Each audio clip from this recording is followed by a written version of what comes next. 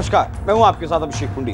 लोकसभा चुनाव 2024 में बीजेपी ने जिन नतीजों की परिकल्पना की थी वो नतीजे उसके लिए नहीं आए। जो नतीजे सामने आए उसके बाद बीजेपी की दुर्गति होना शुरू हो गया। एक तरफ तो विपक्ष है कि वो अपना काम कर रहा है, लेकिन दूसरी तरफ बीजेपी को घर में ही विरोध का सामना करना पड़ रहा है। जी हां, हम बात कर रहे हैं आरएसएस की, जिसका शायद मोदी से मोहभंग हो चुका है और उसने मोदी का विकल्प तलाशना शुरू कर दिया। लेकिन आरएसएस जो विकल्प तलाश रहा है उसे भी शायद कुछ लोग निगल जाना चाहते हैं। आज बात करेंगे देश के सबसे बड़े राज्य उत्तर प्रदेश की, जिसके मुखिया योगी आदित्यनाथ पर यूपी के खराब प्रदर्शन का ठीकरा फोड़ना चाहता है बीजेपी आलाकमान। यूपी के भी कुछ बड़े नेता शायद इस काम में बीजेपी आलाकमान का साथ दे रहे हैं और इसी लिस्ट में एक नाम निकलकर सामने आ रहा है। नाम है केशव प्रसाद मौर्य का, जो मौजूदा वक्त में यूपी में डिप्टी सीएम के पद पर बैठे हैं और पिछले कई दिनों से दिल्ली में डटे हुए हैं।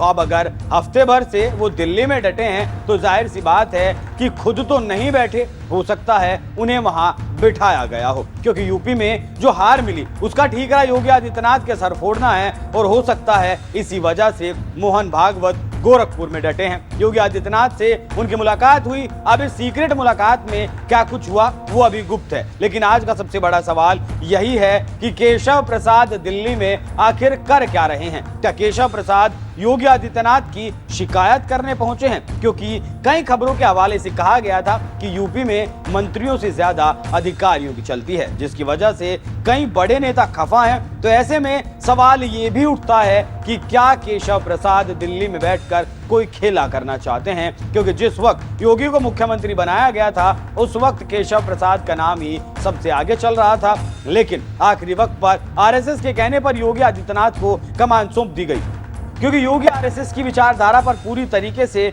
खरे उतरते हैं। तो ऐसे में क्या आरएसएस योगी को मजबूत करने में लगा है और योगी को न्यूट्रलाइज करने के लिए केशव प्रसाद मौर्य को तैयार किया जा रहा है? हालांकि औपचारिक तौर पर बगावती तेवर दिखाई नहीं दिए, लेकिन यूपी से नदारा धोना बड़े सवाल खड़े करता है। ना तो केशव प्रसाद मंत्रियों की बैठक में शामिल हुए, ना अधिकारियों की बैठक में शामिल हुए और ना ही मीडिया में उनका कोई बयान आया। ये जो पूरा घटनाक्रम चल रहा है, इसी को देखते हुए मोहन भागवत और योगी आदित्यनाथ की मुलाकात के मायने जो हैं वो बढ़ जाते हैं, क्योंकि बाहर भले ही कुछ नहीं आ रहा, लेकिन अंदर ही अंदर कोई ऐसी खिचड़ी जरूर पक रही है जो किसी एक के लिए तो जरूर कड़वी साबित होने वाली है। अब देखना ये होगा कि वो आरएसएस के हिस्से आती है या फिर बीजेपी आलाकमान के, लेकिन इतना जरूर है यूपी में जरूर कुछ बहुत बड़ा खेला होने वाला है। अब वो क्या होगा वो वक्त ही बताएगा, लेकिन हो सकता है केशव प्रसाद मौर्य को दिल्ली से और ज्यादा ताकतवर बनाकर